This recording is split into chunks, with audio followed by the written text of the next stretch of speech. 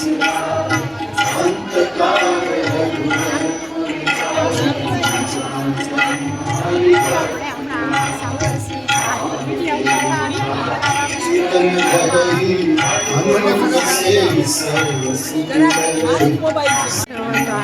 કથાનું સ્થળ છે અને બાપુ હમણાં આવશે થોડીક વારમાં. કા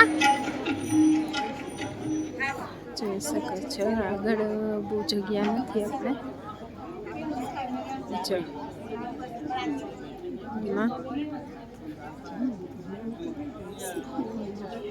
બધા બેસી ગયા છે.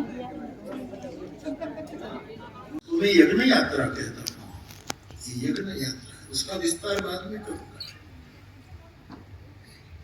तो पद यात्रा करते करते भगवान विश्वामित्र के आश्रम में गए, फिर वहां से पद यात्रा करते करते गौतम आश्रम में गए, वहां से पद यात्रा करते करते जनकपुर में गए, वहां पद यात्रा करते करते जनक के उपवन में आम्रपंज में गए, वहां से पदयात्रा करते करते अब जनक जी आए, स्वागत किया और कहा कि चलो सुंदर सदन में आपका निवास। तो वहां भी रथ का कोई उल्लेख नहीं। विश्वामित्र ने कहा होगा किसी को कहो कहां से जाना, हम पदयात्रा करते करते सुंदर सदन पहुंच जाएंगे।